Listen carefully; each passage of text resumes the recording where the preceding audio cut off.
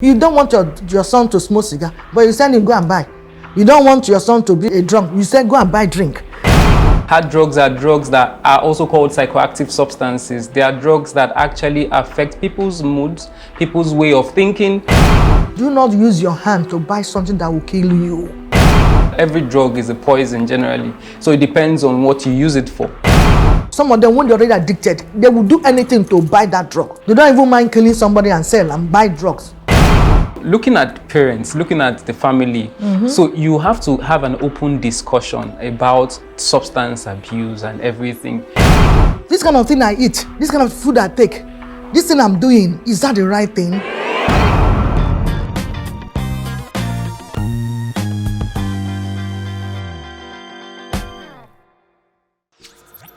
Viewers and audience here present, welcome to Hilly's Talk Show. God be praised. Vivid View. Say and do it. Is this something I really care about? Say something, somebody. My name is Peace Benedict. Is this something I really care about? I would say that you should not compromise your values. Stick to what you represent. Thank you. My name is Ogenesume. Is this something I really care about?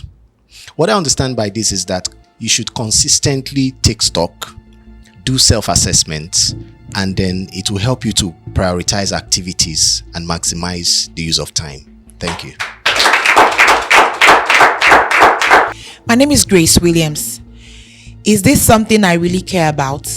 This simply means it is better to pay more attention to important things in life. Thank you so much for your contributions. Is this something I really care about? Somebody talked about taking stock, but I'm going to add it to be a time for sober reflection. To sit back and think, this kind of company I'm keeping, this kind of thing I'm doing, is it what I really care about? Some of you keep friends many years. You're not moving forward. Because you don't even sit down to see this. Since I start making this friendship, is there any positive thing that come out of it? In whatever you do, as a young man, as a young lady growing up, is this what I really care about? So there's need for you to sit back sometimes and think about your life. This kind of thing I eat, this kind of food I take, this thing I'm doing, is that the right thing? Where will it take me to? There's a purpose why God created each and every one of us. And then you miss yours because you wasted time in what is not supposed to bring out something good to you. Involve yourself in something that is edifying. And anything that's not edifying, anything that not talk good about you, please come out of it. You know, they say it's always habits very easy to learn, but very difficult to eradicate. You are the one that put yourself into that. You're also the one that to say no to it. Nobody forces you to live the kind of life you're living, the style of life you're living. You are a young lady, all you need to do is to do runs, carry men up and down. That's all you want to do. Anybody forces you to that, so you too, take a break and think about it. I think I better make a U-turn. This is what I really want for myself. Why should I live this kind of life? Why should I play this kind of game? Why should I be in this kind of position, situation? It's always very good to ask yourself, why should I be an robber? Why should I be the one kidnapping people? Why should I be actually hacking to people's account, stealing money that does not belong to me? Is this kind of life I really want to live? Live a life that is worthy of emulation as a young man, that they will remember you, even when you are already out of this planet Earth. So that's what I have for now.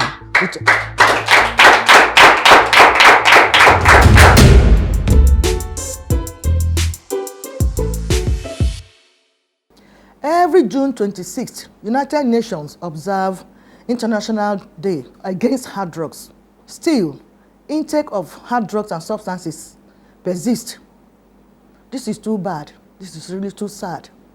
But we will not relent, especially from this platform, from encouraging and persuading our young ones to run away from these wrong practices.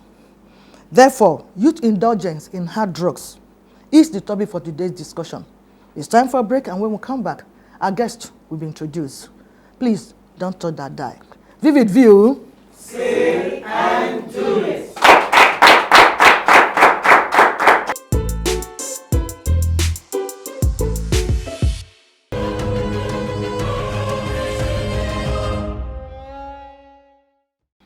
Welcome back. In case you're just joining us, youth indulgence in hard drugs is the topic for today's discussion. And with me in the studio is a medical personnel. Let's make welcome Berechukwu Anthony. Vivid view. Say and do it. Before discussion proper, please follow us on social media handles are displayed on the screen. Anthony, welcome again. Thank you very much. So please, your brief introduction, definition, and perspective on the subject matter. Drugs basically are substances that are used for taking care of the body or turning some metabolic things in the body to any function or the other. When we talk about hard drugs are drugs that are also called psychoactive substances. They are drugs that actually affect people's moods, people's way of thinking, people's behavior, and their thought process. You understand? So that's basically what hard drugs are. Okay. Then can you throw more light on perspective on drugs, types, soft and hard drugs? What are they? The types and all those stuff. All right. So when you talk about soft and hard drugs, it's not really a medical language, basically, because drugs is drugs. We usually say that every drug is a poison generally. So it depends on what you use it for. Before a doctor prescribes a drug to any patient, you usually weigh the advantages and disadvantages of these drugs. So when you now talk of drug abuse, so paracetamol is also a poison. Yes, definitely. Excessive use of paracetamol can actually damage the liver. Yeah. So when we talk about drug abuse, we're actually talking about people using drugs when it is not prescribed. Exactly. When you're now talking about hard drugs are drugs that have psychoactive function on the system, basically.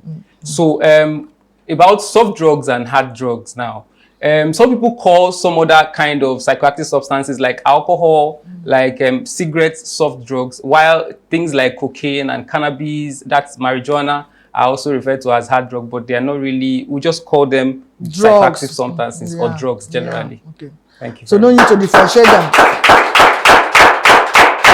No need to differentiate them so that they will say a soft drug or hard one. Definitely. So drug is drug.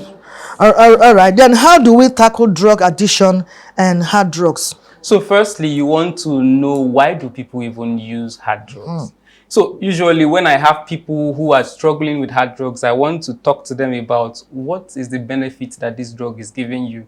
So a lot of times there are benefits to this drug sometimes. Some people use cannabis because it makes them eat more, it helps them relax, it makes them sleep, you understand. But when you weigh the advantages and disadvantages, that is where the problem is. So cannabis, for example, will move you into psychosis, will make people make decisions that are not actually, they don't weigh very well. It can cause a motivation about different things, you understand. So that's why it's important to address that. Now, when you're tackling drug addiction, you want to find out what exactly is this person benefiting from this drug, and how do we replace it? You understand? How do we replace these benefits that this person is getting? What can we give to this person to actually give them the benefits they actually, or why are they even seeking these hard drugs? It could actually be because of things that they are going through in their mind. It can be because of stress. It can be because of anything. It can be because of social acceptance. It can be because of peer pressure. It can be because of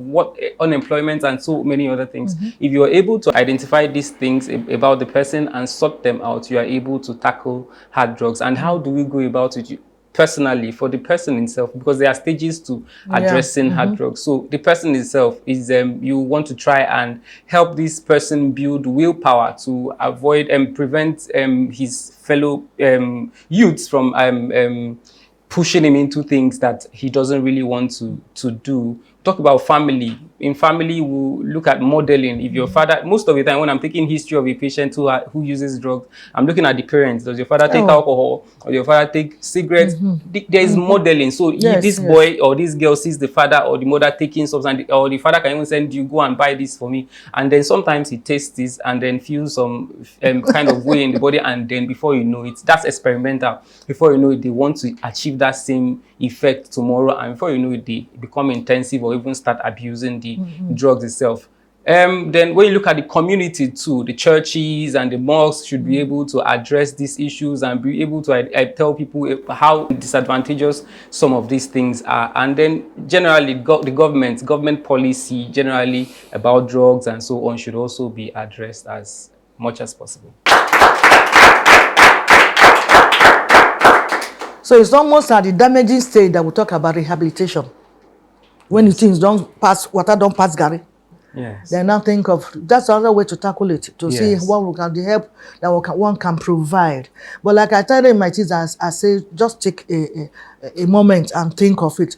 But somebody in that realm already is no longer thinking because he doesn't even know what to think because he has already sold himself out to drugs. So those of us that are around that place, we should be the one that are coming to see the help that we can render. But you just make something, you just make a point now, say maybe that whenever I want to treat patients that have this issue, you will want to think whether their father or their mother also doing it. Because I always tell them in this platform that parents are so important.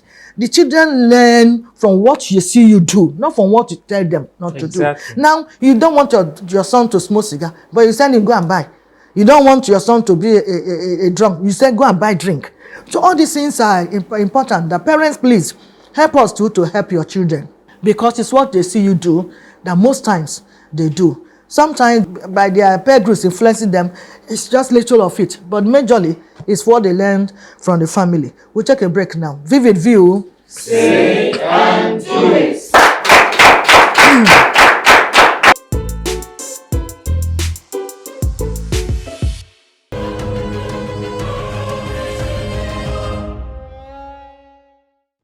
Welcome back. We are still discussing youth indulgence in hard drugs. Even though the doctor has told us there's no soft and no hard drugs. So doctor, that takes me to the final question from me. And it's going to be in 3 or 4 segments. That is, who is to blame?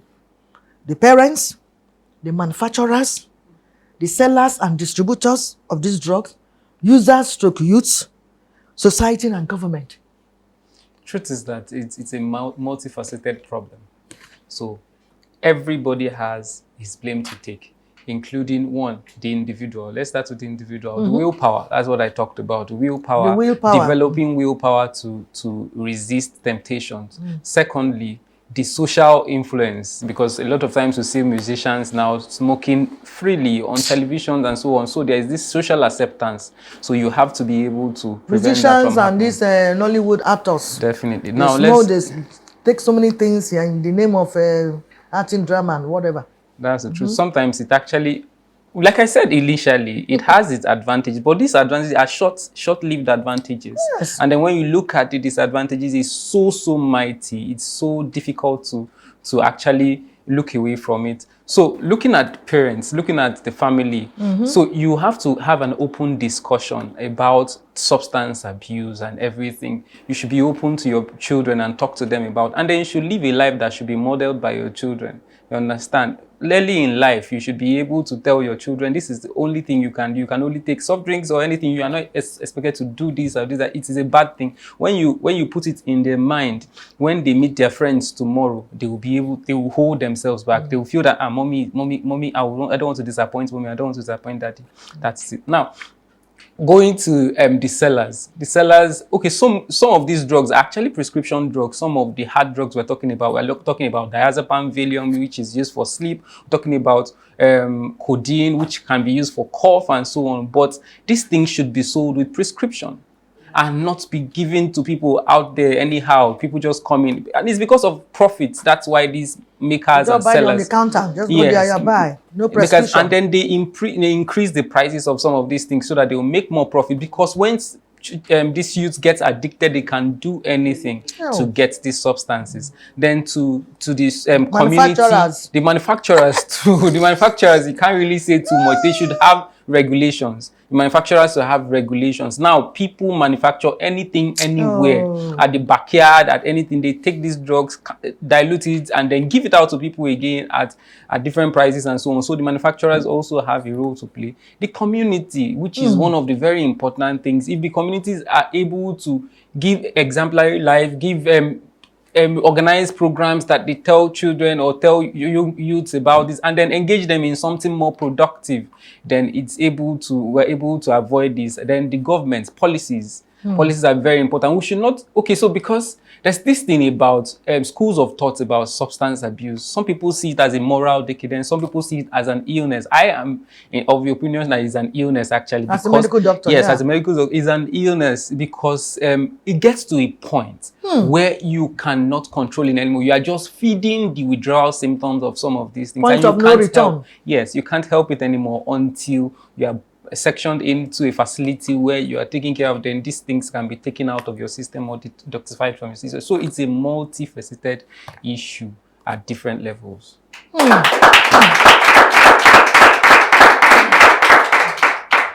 In fact, sometimes the manufacturer will even exonerate themselves from the effect on people. Because they say you have been warned. For example, they say drink responsibly. The other one say it's a slow killer. And yet you see say buy. You know? So sometimes they exonerate themselves.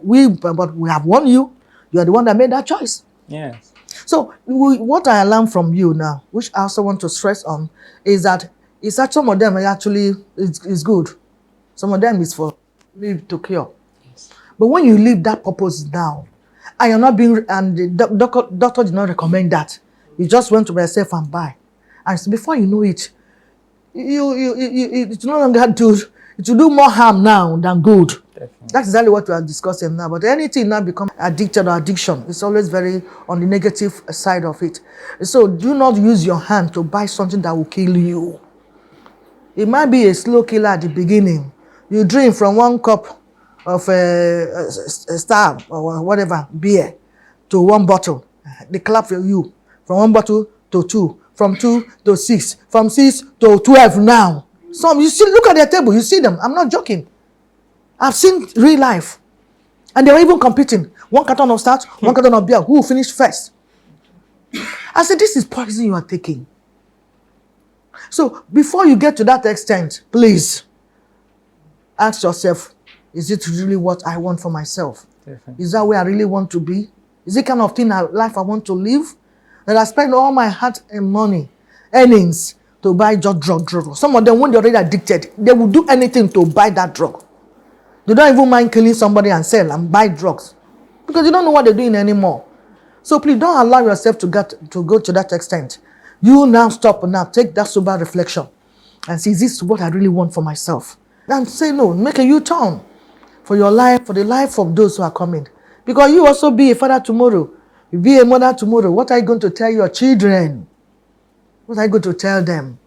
So whatever you're doing, you're not doing for yourself alone, but for people sometimes around you. That's what we are discussing here. So we'll take a break now. When we come back, we enter session for question and answer. Vivid View. Say and do it.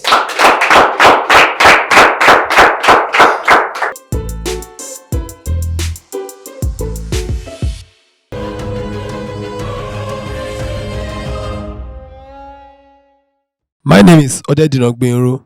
My question is, how can one put an end to drug addiction? And taking someone to rehabilitation center, is it free? My name is Peace Benedict. In what ways does youth indulgence in hard drugs contribute to crime rate? Thank you.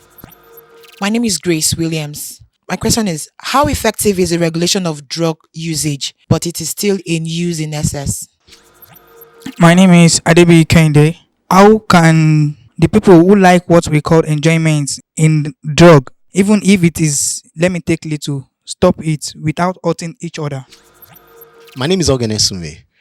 My question is, what is our role as individuals to reintegrate those who have been rehabilitated back into the society?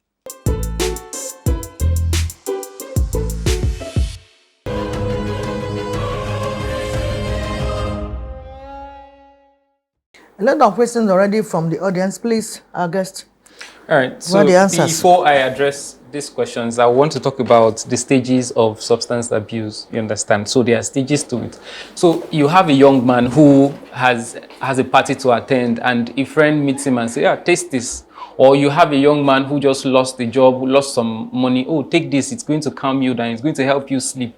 or you have someone who lost their parents or something and giving them, that's the experimental stage, and that's the best stage to actually stop, not to even go into it. Because like I said before, when there is willpower, when you are able to hold yourself, when there is proper training, your morality should help you to say, no, what is this? What am I taking? What is this? And stop. Now, after experiments, there is the acceptance. Now, if that person actually took that stuff like cannabis, took 1 puff or 2 puffs, after like a few days, can call his friend again. What was that thing you gave me again? It helped me sleep. It helped me eat. Please, I want it again. That's that point of acceptance. And after the point of acceptance is now the point of intense use, where the person now goes and even source it by himself, or goes to places where his friends are usually taking it. And because cannabis is so cheap around here, I like the Igbo brand. There are several brands of it. So the Igbo brand is so cheap. A wrap can be as cheap as 100 naira. Even if you go to a joint where they take itself, if you don't have money, people can even buy it for you too and say, take. You understand? It gets to that intense use where you now start ordering it, you start buying it, buying different levels. They will now deceive you and say that some of them are not, that will not cause you psychosis, will not cause you this, and then you buy Canadian loud, buy different, at different prices. Can go from 100 naira to even a wrap can go to like 5,000 naira above. Then you now go to the level of dependence where you don't now have control over it anymore. And that's when you are now feeding the withdrawal symptoms and not even just getting high again. People have gotten to that point where when they don't use it like this, they start feeling somehow. They now take it to calm themselves down. You are no more getting the highness, but you are now trying to feed. And that point is a chain link. It's a cycle. It's difficult to stop except you seek help at that point. And the truth is that you don't even know when to seek help a lot of times. So usually when I have clients come to me, I tell them, when you have a fracture on your leg, how do you know? It's the brain that tells you. If you have a runny stomach, how do you know? It's the brain that tells you. But when the brain is sick, who tells the brain that the brain is sick? It's people around you that are able to now hold you down and take you to the hospital.